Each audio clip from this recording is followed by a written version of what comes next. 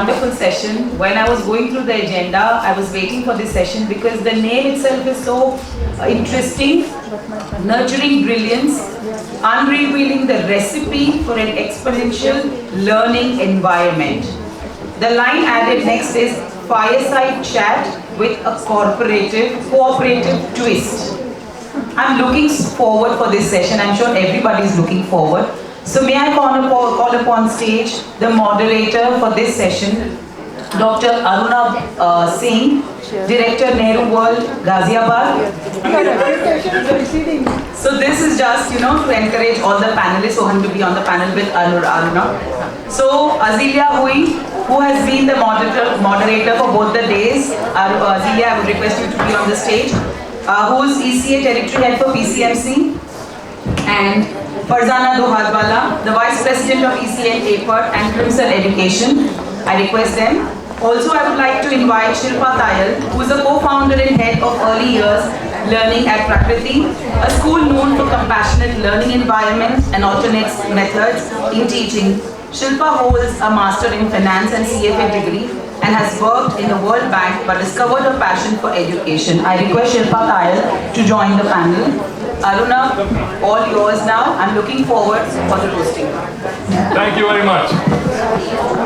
Lights and sound से एक request है कि light को थोड़ा कम कर देंगे? नहीं हो सकती? तो left right कर देते हैं? Photograph नहीं आएगा अच्छा. शादी हो गई अब करना क्या photograph?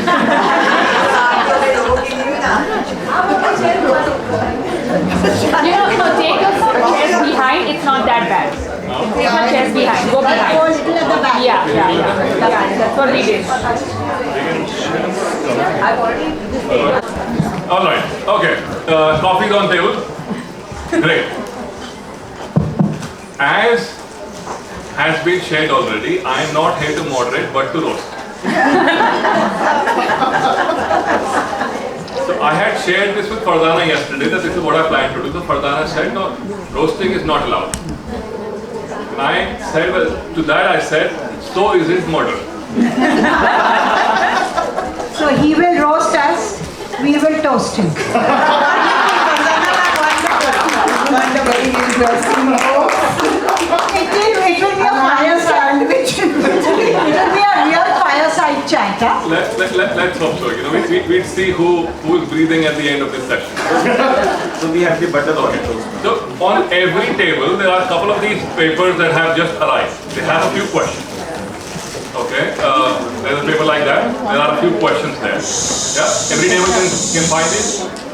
We've made 40 copies of it, and lucky if he's there in the room, there are some people at the back who don't have a copy of it. If there is a WhatsApp group, we can just put this on the WhatsApp group. So what we are doing is, we're basically doing a paper out. We're leaking the paper, Yeah, it's leaking the paper. Leak the paper. So the first 10 questions on that sheet, on one side there are 10 questions. These were the 10 questions that I shared with the panelists. And then they had said, I want to speak on these two, I want to speak on these two. So they are prepared with those two questions. Then I asked ChatGPT, here are my 10 questions. Can you give me 15 more? Oh. So they are on the flip side Oh my of the God. head. Now these 15 questions are kind of like, Shilpa is here. Shilpa, come join us on the stage. Come on in. Shilpa is not late. I had requested her to be here at 11:30. I was in the other classroom. So my apologies. And Shilpa, of all the panelists, have had least time to pick up on these questions. So thank you for being a sport and becoming a part of this session. I have a lot of respect for the work that you do. We are neighbors. I've heard a lot about her. I'm sure her synthesis of her learning would show up in the conversation that we would have with her. Okay. So what's happening is, each speaker gets up to 7 minutes. In the other hall, they're doing a shehnai. When somebody oversteps 7 minutes. In this hall, because there is no shehnai, I will get up, come stand next to the speaker, and say please. Okay? So everybody is getting 7 minutes each. अगर आपके पास में time keeping कोई कर रहा है तो ना please वो दिखा देना, मतलब 5 मिनट दिखा देना, 2 मिनट दिखा देना, 1 मिनट दिखा देना. Okay. So that's first part of the agreement that we have with the panelists. The second part of agreement is after they have spoken their 7 minutes on that topic, we will ask the audience a question. Was there an actionable in what they said? I'll show 2 minutes for it. So, is it gyan, or is there some actionable that I could put down and say, yeah, this sounds like an idea I might want to try, maybe right now or maybe later. 7 minutes is the longest format that a speaker is getting. So that's 7 plus 7 plus 7, that's 21. And all the time that is left, there are those 15 questions that you have on the table, and then any other that you might want to ask our panel. Seems fair? Seems cooperative, yes. My request to everybody in the room, remember, none of us is doing a keynote. I've noticed this. There are times when panelists think they're doing a keynote, and then there are times when some people in the audience think they're doing a keynote. None of us in this room is doing a keynote. Not in this session. So we will keep our responses brief. If we don't have an answer to a question, we will say, I would pass this. It is okay. There is no negative marking. Actually, there is no exam. Personally, I am happy to go back from this hall with one fertile question to which I don't have an answer. Something that will keep me awake tonight, something that will make me think of an answer in my context. Because one thing is absolutely sure, that no one answer is universal for any one of us. Okay? So with that, we will start the fire. Okay? And, okay. So, Azaleeya has been toasting people. She's been telling them, oh, there is enough time up and get going. So, we'll allow Azaleeya to share what she wants to share in the first 7 minutes. Okay? The 2 questions that she chose. No, that I have forgotten that I chose. I will remind everybody. Because, so these are, so these are the 2 that we chose. Okay, you're going to, okay, she changes the question after knowing. Right now. After knowing the assessment rubric, she's changing the question. Okay. It's okay, even you just want to do one question. I just want to do. Okay. So the question that she wants to go for is, how would you envision the ideal physical and emotional environment in an early years center for nurturing brilliance?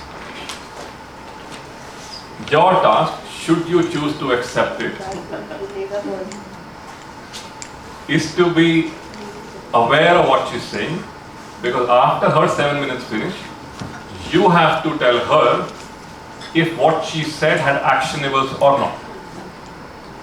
You're in agreement? Yeah, you're like setting up war at the moment, but it seems like a team. We will find out. Okay, the 7 minutes start now. Azaleeya, the stage is on.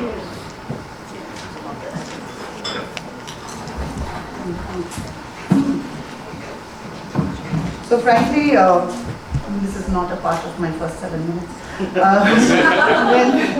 When we got talking about this, Arunabh and myself, and it's a topic very close to our hearts. Somehow it tends to come naturally because of the number of misgivings that we see, and we just said go for it. And yes, we did agree upon 2 questions, and I forgot because I've been here for 2 days, so I've just chosen it randomly. So yes, coming back to the question and the time we can start for that matter. I'd like everybody to take a moment, close your eyes. Each one of you is a part of some preschool or early years ecosystem, whether in the capacity of a teacher or director, and walk through this vision that I build with you, and then we shall sort of take it further and build upon it. So if you close your eyes, envision in your mind's eye large, beautiful green spaces. Just large, beautiful green spaces. The swaying of trees, lush green grass, beautiful big play areas which are designated towards cross motor. You can hear the sounds of children laughing. You can hear them playing.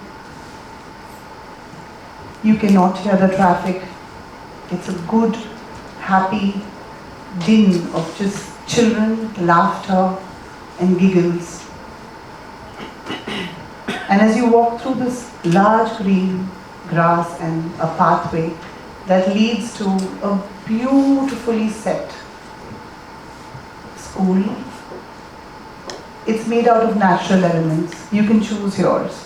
I choose mine to be bamboo and mud and a mix of really soothing aesthetic to the eye. Now you can build yourself within your mind's eye a school.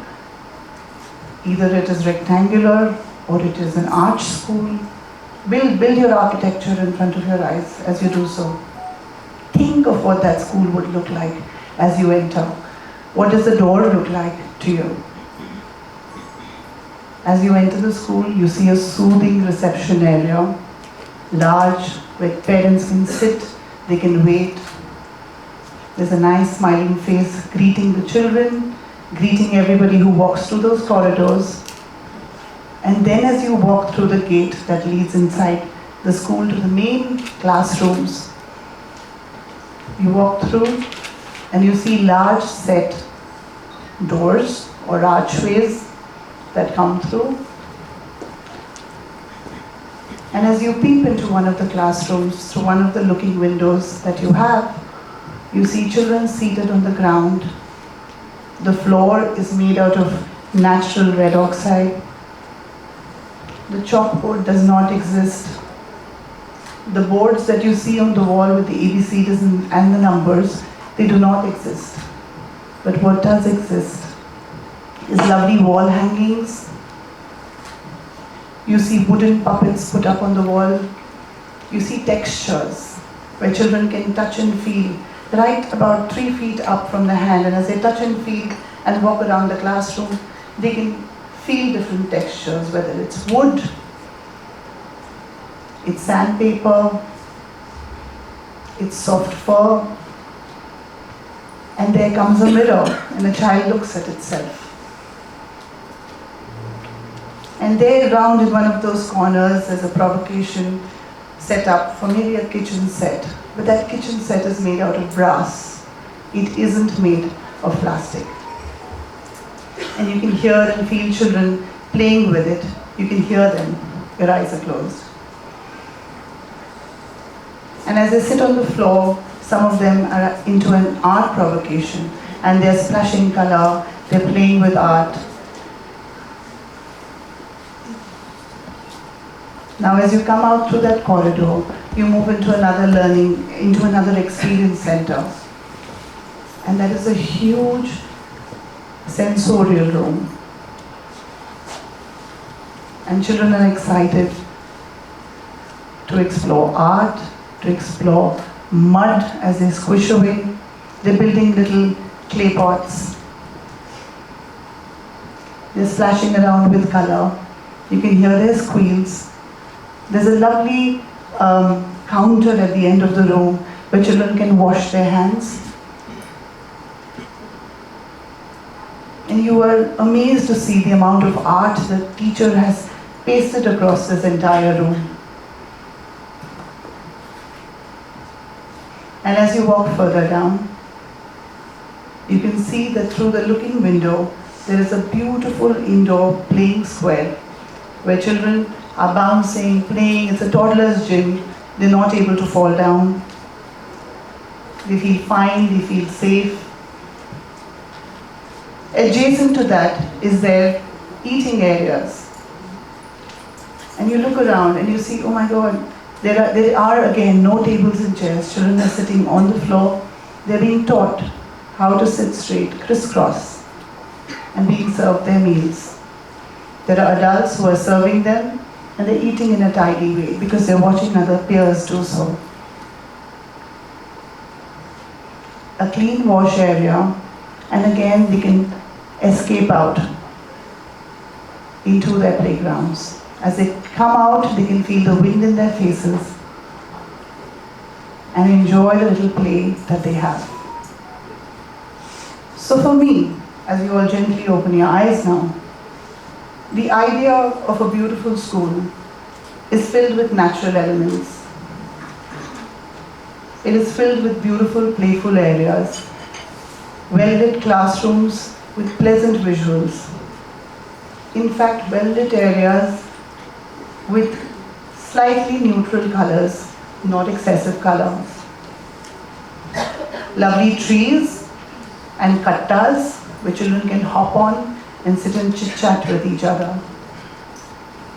The crucial elements for building a school not just encompass the aesthetic, but it is also the light, the building material, the colors, nature that impacts it, textures, displays, focal points, with a clear end goal of a high quality experience for every child that enriches their childhood.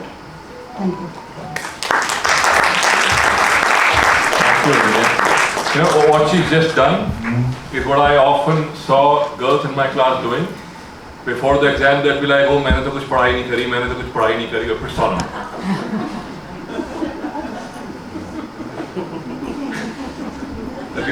As you were speaking, at least I was really resonating with it, and I thought you were probably snooping on the conversation that we've been having for the last 3 years, for this little facility that we've been making in Noida. And we were discussing a couple of months back what flowers, what vegetation would be grown around it. So now all of these people knew all names of plants and flowers and whatnot, and of course I was finding myself as an absolute illiterate there. So finally they asked me, so what do you really want? And my answer was fairly simple. मैंने बोला तितलियां आएंगी, तुम्हें जो उगाना है तुम उगा लो, मुझे तितली चाहिए. So finally उस एरिया के जो इंडिजिनस प्लांट्स हैं, जो ग्रासेस हैं, वो लगी, और वो लगने के महीने भर बाद पहली हरे रंग की तितली दिखी, दूसरी काले रंग की तितली दिखी, और एक छोटी सी चिड़िया का घोंसला दिखा एक पौधे में. मुझे लगा we are on the right track. So thank you for sharing that. But now let's put the litmus test on what you said. क्या था? Litmus test on what she said. Actionable था? Yes. हाँ, actionable था. Azaleeya पास हो गई. But always we don't have space enough. सपने देखने की तो आजादी होनी चाहिए देश में. हम में और नॉर्थ कोरिया में कुछ तो फर्क होगा.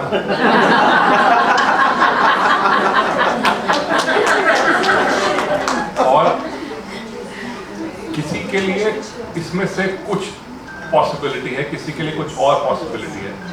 But the vision that she allowed us to think of. Thank you, Azaleeya. I think that's a fantastic start. Farzana, no pressure at all. Keep it simple. Yes. 7 minutes or less. Yes. Actionable. You want to hold on to the question that you chose, or you want to change? No, I'm fine. Okay. And I will read out the question that Farzana had chosen for I'll herself. combine the two questions. Fair enough. So Farzana had chosen, how can outdoor spaces be utilized effectively in an early year center to create a comprehensive physical learning environment? That was the first question that she would attempt to answer. And the second was, can you shed light on how play-based learning can be incorporated in the physical environment of an early year center? Farzana, all yours.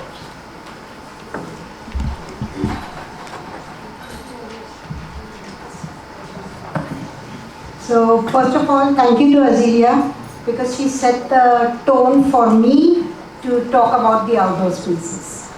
Outdoor spaces are, as Suman also just mentioned, Some have it, some don't have it. Some are small centers.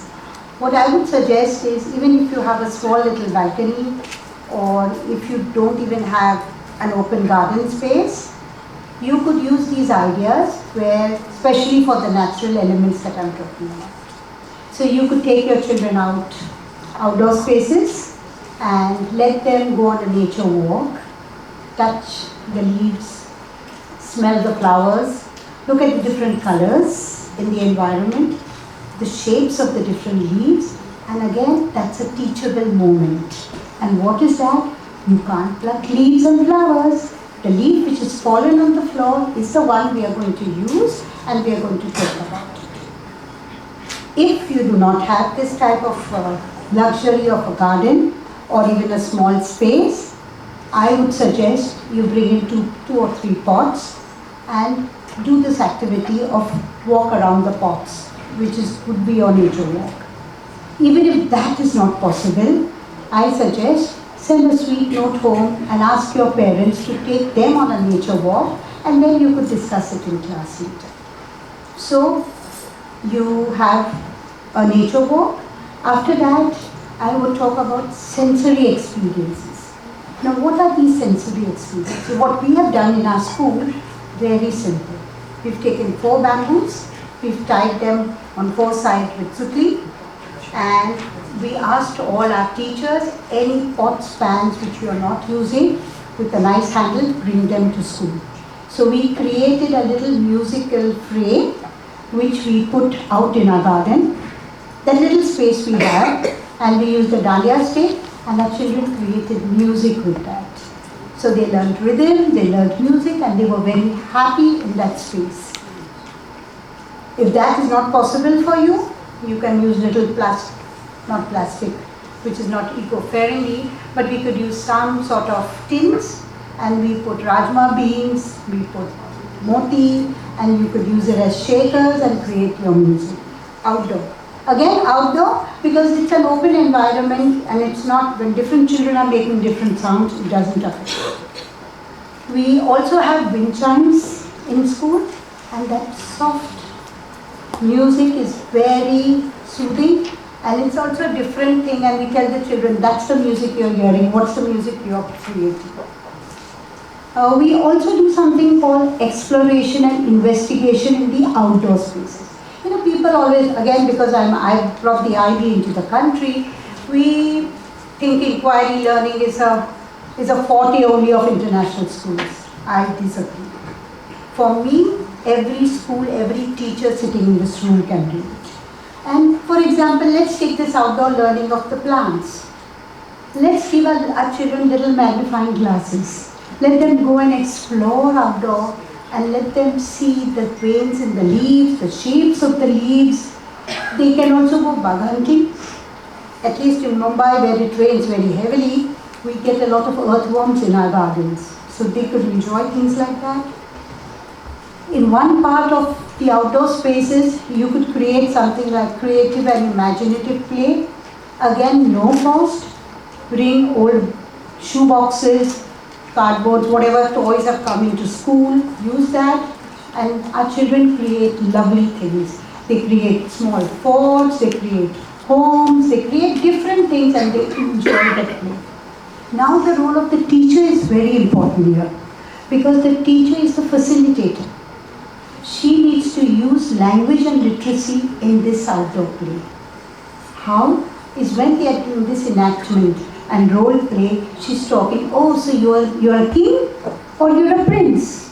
So she's bringing new vocabulary into the children's, domain. Again, physical environment, outdoor spaces, I'm sure all of us have a swing or a slide. Again, what happens is usually when we do free play, outdoor play, we say children go and play. Don't do that. Your teacher has the biggest role during that time, and she is using it as a learning. It's a teachable moment. And she is saying, when they're going up and down the slide, up, down, high, low, when they're doing the seesaw. Whatever they're playing with the ball, up, down, heavy, light. So in that outdoor space, as they're playing, because play is so important for ears. Each one of us knows it. Sometimes children also like quiet spaces. There is a child who is not in mood today. So we have a little tent created, an outdoor space, where the child, we put some picture books. The child just wants to go in that outdoor space and read a book. Important for facilitators is the safety and supervision for the children. Another important aspect is we need to think about I read Alex somewhere saying that what is play? It's an acronym for playful learning all year. And that should be the premise on which each one of us should build our schools. Last point, how does a child learn? If it's a whole, one number. 1/4 a child learns from the teacher, the facilitator.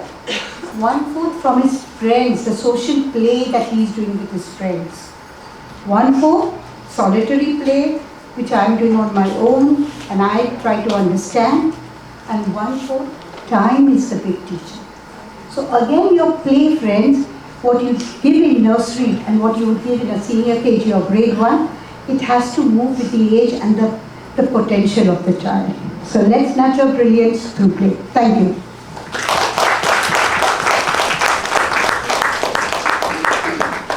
Thank you very much. You know, when she was talking about the earthworms, I was remembering of this little thing that we do in our school. We have a bug hotel. A bug hotel is basically just, you know, random boxes put on top of each other, thoda ghas dala hai, usme kuch pattiyan dali. And all these little ones know that there is a bug hotel. So when they spot a bug, they try and they're all excited about finding a bug. And then they would probably get a dry leaf, get the bug to climb on it. And then there is a walk to the bug hotel. The bug goes to the bug hotel. And again, like I said, it doesn't cost much, but it's what are we thinking about? And what we're attempting to do here is to get people to think about it. Right? Were there actionables in what she said? Yes. Huh? Thank you very much. You're awesome. When Azaleeya was making us shut our eyes and imagine a school, about midway, I was imagining Prakriti. That's the kind of work. Yeah, that's the kind of work that they've done. If you're ever in Noida, do disturb them and go and have a walk around their fantastic facility. And Shifa would share more about what they do. About the outdoors and I will take this question of the Okay, which one? Okay, right, okay. Cool. So Shilpa is doing the right thing. That she's saying, I don't want to repeat. Good. I think it was in the other hall, I said, well, if I don't have anything further to contribute, I mustn't be verbose and tell the audience that I know the dictionary. So Shilpa will share with us. Can you describe the importance of the emotional environment in an early year center? How can we foster a nurturing, engaging, and supportive emotional atmosphere?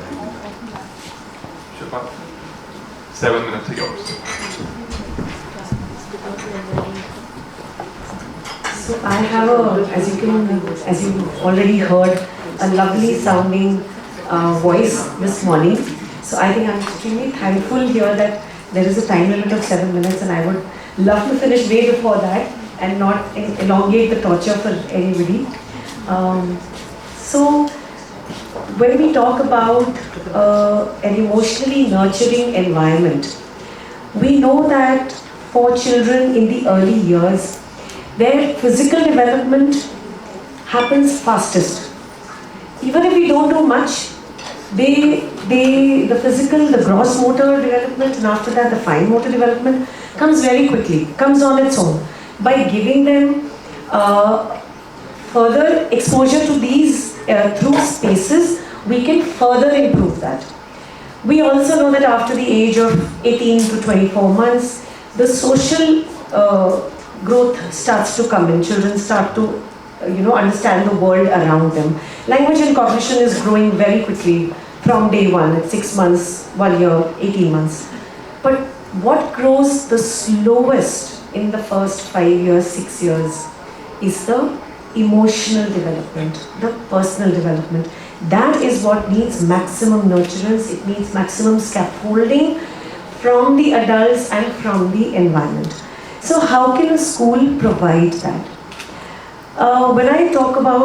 When we say emotional development, it's really not possible to separate the emotional from everything else. So the emotional development of a child will come together in the domain that's typically known as PSC, the personal, social and emotional. These three are so interrelated with each other and go hand in hand in everything. So I will talk about this domain as a whole. So when we talk about the personal, the one word that springs to my mind is independence. If the home and the school environment are focused on creating an environment where independence is fostered for children and they don't need our hand-holding and our guidance and us saying yes and us saying no and us saying no, that is not available, no, you have to go there, no, you have to wash your hands, no, pick this up like that, don't eat it like this, don't spill, don't take so much food, take a little bit more. All we are doing is giving instructions the whole day. And if we hear ourselves carefully, by the end of the day, we would have said 9 no's for every, whereas early childhood development tells us it should be the reverse. If you say no once, build that space, build that comfort, build that ease, build that safety 9 times. That is where it comes together. But in real life, generally the reverse ends up happening.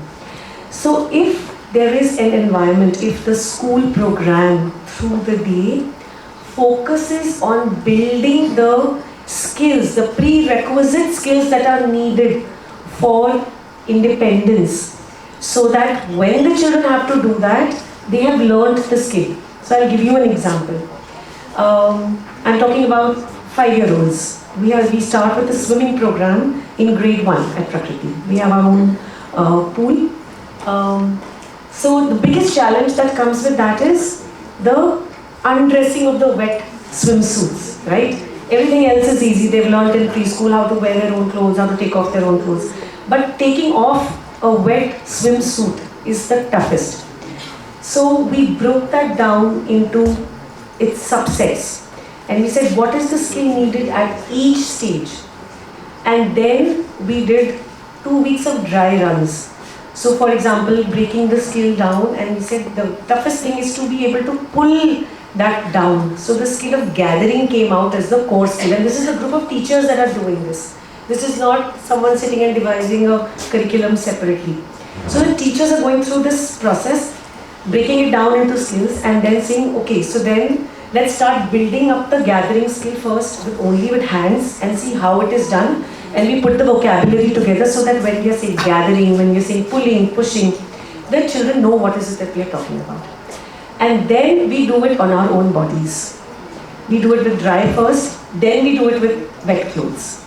So when we broke the skill down like this, by the time they started swimming, the journey to independence was very quick. Similarly, when children come into the classroom in the morning, there's time for free corner play.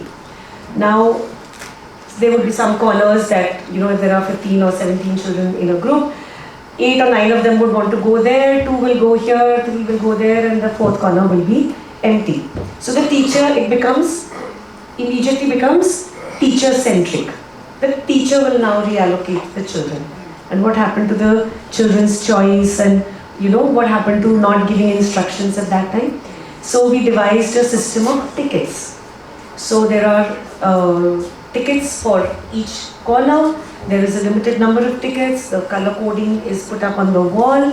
The children come and choose their ticket. They go to that corner. And then we have 7 minutes, or that depends on the age of the children, where we play the duffly. And at that time, the children have a choice whether to change their corner or to continue where they are. But if they have to change a corner, they have to be able to swap a ticket with somebody. So through this, and the basic principles are the same. Work out what are the prerequisite skills needed for every area in which the children can become independent, including eating, dressing, everything. And work on building those skills beforehand so that when they have to apply them, they are ready. As far as the emotional nurturance is concerned, I think where a facilitator is willing to listen, where a facilitator is willing to acknowledge what a child is feeling, and the facilitator does role modeling in terms of giving that emotion, that feeling a name. That is what makes emotional development in the early years the slowest. I don't know what I'm feeling inside. I don't have a word for it. Even as adults, we sometimes don't have words for what we are feeling. It's only when we calm down and we are able to separate those threads that I know what I'm feeling, and then I know what is bothering me. But young children are not capable of doing that. So if something has happened, something I was playing with is broken or is not getting fixed, what are you feeling? Are you upset? Is this making you angry? Give them the words. Work on building the emotional vocabulary of the children. So I think I've taken up pretty much all my 7 minutes. And very much a lot of thanks to everybody for bearing with the torture of my voice. Thank you so much.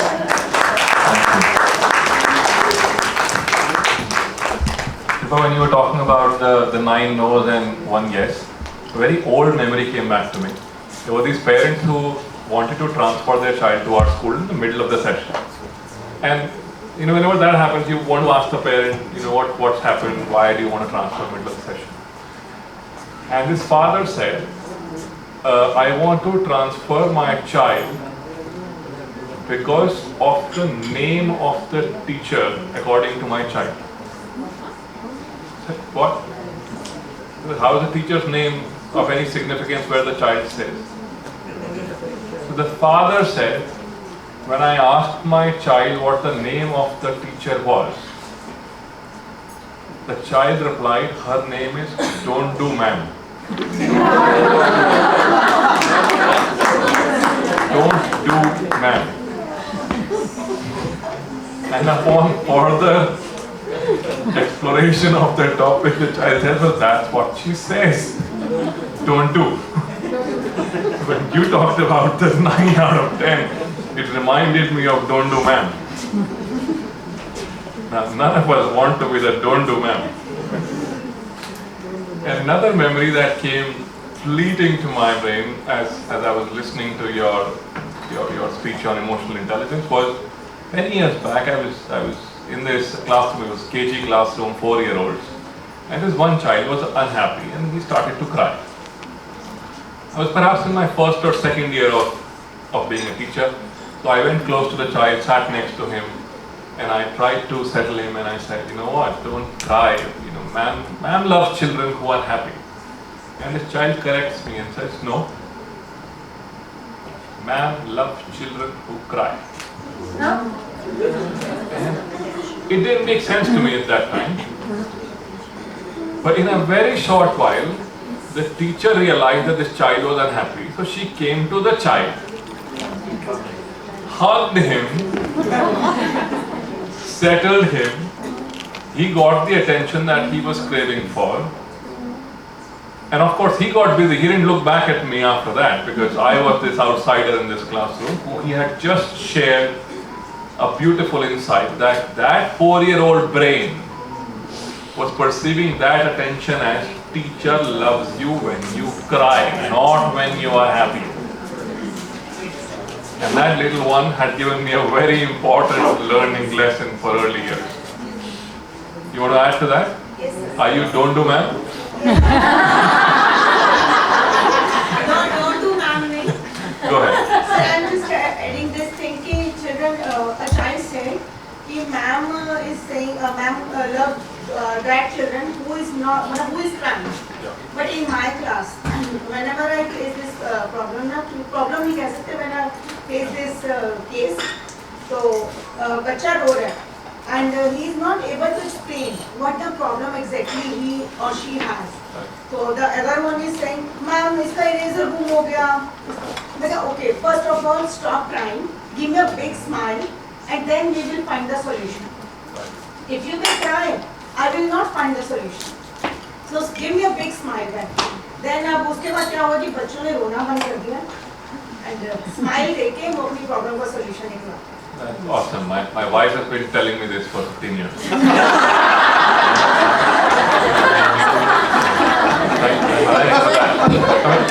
This would work in some context, some other ways would work in some others. But understanding the emotional need of that young learner is very important. It's like you are at a medical store, there are many medicines there, one of them will work for you. And that doctor has spent 10 years figuring out which one will. Similarly for teachers as well, we are all figuring out, and I don't think anybody here can say, I have all the answers. But let's put you to the test that the other two panelists have been put to. Were there actionables in what you delivered? Yeah? So thank you very much. How many minutes do we have left for the entire session? 15? Okay. 12 minutes? Okay. So 12 minutes should give us 10 answers, which is me telling you that keep them very, very brief. Can I get a raise of hands for people for whom this is the first ECA conference? Okay. Great. First ECA conference is your First ECA conference. ऐसी वाली conference तो पहली बार ही देखी ये भी ठीक है. I would like the first 3 questions to come from people who are attending this conference for the first time. I truly believe कि ये जो संगम क्रिएट हो रहा है और ये जो कॉन्वर्सेशन क्रिएट हो रही है ये बहुत हेल्पफुल है. So to those people who are just entering this for the first year, if you want to ask us a question from the Farra booklet, the 15 questions that we've shared to you, go ahead, use one of those. If you want to ask us something else, please raise your hand. But the first question, let's get it from somebody for whom this is their first ECA conference. And I know the first question is the hardest of them all. So, would anybody want to have a go? नहीं तो मैं प्रणय से पूछ लूँगा. प्रणय ने सारी attend करी है. Come on. All you need to do is, okay, there is one hand there. Thank you, ma'am. You want to pick up a question from the list? Okay. Sure, go ahead. How can we create an environment that nurtures a love for learning the children in the early years? Number 8. Okay. How can you create a love for learning? How can you nurture that natural curiosity without which no learning can take place? There are enough and more examples of us knowing children who succeeded despite odds.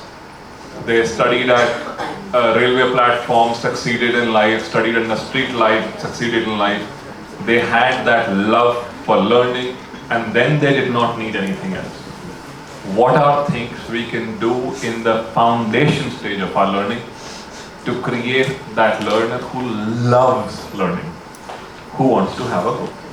You want to have a go? Okay. So we start with you and then, because the first time you got the last one. Youngest children are most explorative by nature.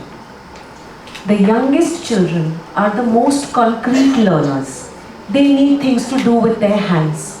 They learn when they touch, feel, experience, hear, smell, shake things, right? So their learning is naturally with the whole body. They have not yet been conditioned to just learn from the mind, to just try and understand from what they are reading.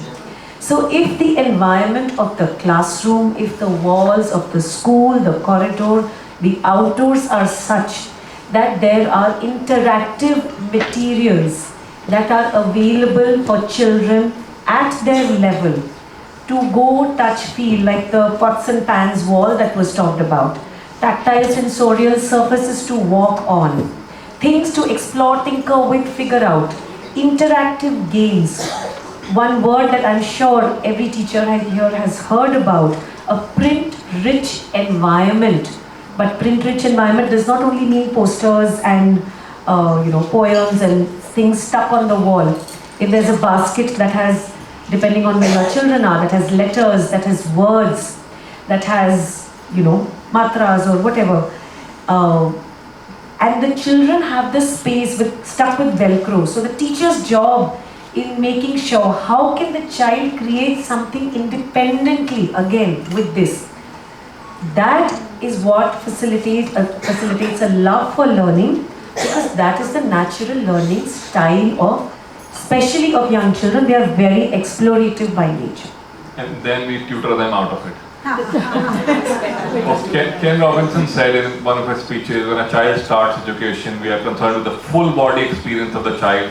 As the child grows, we start forgetting the child from freed up, and by the time the child is exiting the school system, we are preparing the child to be a university professor. And you know what they say about university professors, that they look at their body as a vehicle to transport their brain from one lecture theatre to another. Do you want to add to that? I would love to add just one thing. She's spoken about the environment. I would like to talk about the teacher. The main thing, especially for us as early years educators, there has to be a thrill within us when we talk. For example, if I enter my class and I say, today we are going to learn about animals, half the class will say, animals.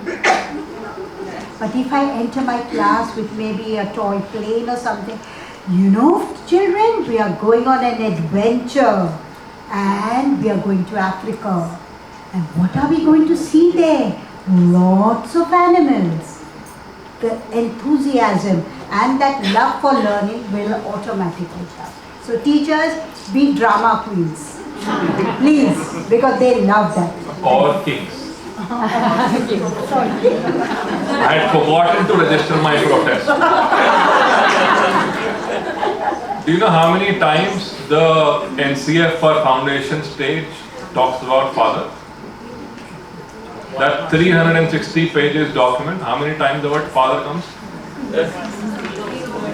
No, 5 times. 3 times in examples, annexures. Once in a suggested lesson plan that go talk to your father. And only once does it actually talk to father. And I have registered this protest with the Director NCRT and the Secretary Education Government of India, that if you really want fathers to participate and to co-parent the children, and for there to be an acceptance for men to be present in an early years classroom, we need to change this narrative.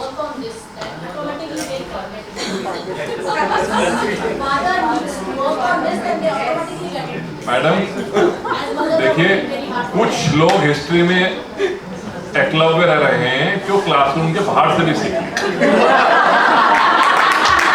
आप हमें classroom अंदर तो आने दें, तब तो हम सीखेंगे। मतलब मदर टॉडलर प्रोग्राम हो रहा है, पेरेंट टॉडलर प्रोग्राम नहीं हो रहा है यहाँ पे। मतलब कुछ लोग कर रहे हैं, बाकी मान लिया, but let us change this vocabulary. Allow the father to be a co-parent. Parent is also equal to mother only. When we put the poster, parent toddler program, mothers will only come. Unfortunately, for some children, even the mother will not come and an ayah will show up. So there are things that need to change. But thank you for picking up that very relevant question. You've got 5 minutes left. Let's attempt if we can answer something else. Is it your first time at a ECA conference? Okay. Is anybody who still has a first time ECA conference hand up?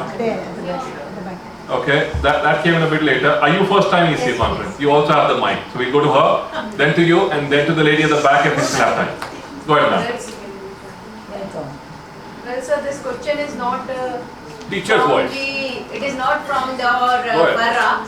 It is a generalized question which now after the COVID, as the director of the school, I am coming daily Like when the kids, like now in a class of around 20 to 35 or 20 to 25 students, 2 or 3 students are behaviorally not that developed as compared to the other. I will not be using the developmental issues words like that, or the, if we say the autism or the other behavioral issues. As a teacher, as a facilitator, after a few days we notice that thing, that yes, something is not good with this kid. We start understanding this, and now we are progressing with this thought only, okay, this child needs special attention. But the problem comes when we need to deal with the parent. Look, this is the thing, and you as a parent cannot see that because it could be your first child, or you are thinking that he is very angry, or he is very pampered. He just. So your question is parent communication. How do we get the parent on board? Communicate this to the parent? So let's get this question on board. Let's hear the 3 questions and then do the round. Go ahead, ma'am. Actually, I had a similar question, so I'll just add on to your question, ma'am. Of course, we have been experiencing a lot of children in the spectrum of the special care. So my question, apart from the parent communication, what ma'am has already asked, so my question is how we can evoke empathy in the children to work with them, because as adults and as trained teachers, we obviously are equipped with emotional knowledge to deal with them, but the children who, the peer group is basically understanding their own emotions, so how would to deal with that? Got it, relevant. And ma'am, right in the back, do you want to add to your question? Go ahead. This is my first offline PCA. It still works, you qualify as a question asker. Okay, I just want to add my experience over here, and I want to quote one statement that we all have got a ticket, and we are proud to say this, that let's people, and we are getting deep dive from various schools and envision the schools, how the space looks like. Taking from Azaleeya, she shared her visionary school and how the Prakriti looked like. But my question over here, like see, our parents are very dynamic, and the spaces which we have, like of course we have United International School where it's just a standalone 3-floor building, and every week to give a new look becomes a challenge, because and has to be very colorful when we talk about preschools. So parents at times becomes very challenging. Is your question how to stay fresh for the parent body? Yes. Okay, great. Please take a seat, ma'am. Now, I'm just mindful of Suman, you know what? She haunts me. 2 minutes to answer, so we'll attempt at least introducing the answer if we can't get to the actual answer. Who wants to talk about inclusion? And inclusion is not just children with special needs. Inclusion is also inclusion of children who are coming through the right to education. There are some schools in which those children are being called Hindi medium students. Yes, exactly. Right? So inclusion, how do you bring in inclusion, and how do you communicate to the parent body? Who wants to attempt? I could attempt what the question that she just asked is how, with the onset, especially after the pandemic, how do we get the parents to understand or communicate to them? I think you'd asked me this yesterday as well when we were talking informally. And I think this is rampant across the country, that we can see definitely within our classrooms there are certain children who do seem a little offbeat, or that they need extra attention towards their growth and development. Parents, my dear, they will always be on a side of defense, and let us give them that space and understanding that this is their first time towards parenting. Nobody gave them a manual to understand. At least we got what us manuals. We're sitting here and this is the manual. But for them, nobody did. So quite challengingly, I think they must have a sit down. You have to, as a school, an entity, you have to be a bridge between taking them towards an occupational therapist or putting them toward through child development assessments that take place. But be a bridge. If you cannot be sitting at that desk, and most of us, like he said at the beginning, we think we're keynote speakers. We're not here as keynote speakers, and neither are you there as a doctor. You have to sit and make the parent understand that the child needs attention, and walk them through the path of telling them, I have these 6 numbers, go have a look. I think something would come out of it. And that is the most patient way of doing it. And maybe they do not agree for 1 year or 6 months and 4 months. And I know because we walked this walk years ago. But be patient, take them through. Some of them even I sit down and I know about 6 autistic children that we traced within our school itself at age 2 and 3 is when the traces came up. But if you speak to them as if you want to find a solution and that their children are not the problem, it works. Azaleeya, with that, I'm concerned about Suman, yeah. Suman. I'm not looking at her. So, perhaps we might have opened your reflection towards more questions. Some answers might have come your way, but the clear attempt was for us to ask better questions. A lot of answers are available to us from ChatGPT, but it's still not suggesting at what questions to ask ourselves. That reflection is ours and ours alone, and it comes from the context in which we work. Thank you very much for being a fantastic audience. Thank you for the panelists who came prepared and had things to share which were actionable. My last point today, they've said to us for the longest time it takes a village to raise a child. What we should start telling them is it actually takes a school to raise the world, one school at a time. Thank you. Wonderful, thank you so much, Azaleeya, Farzana ma'am and Shilpa saved today because Arunabh was very generous and very liberal today. So I saw flip side of Arunabh today. So congratulations to everyone, you're saved. Can I request Kusum to come forward and felicitate our panelist and our moderator?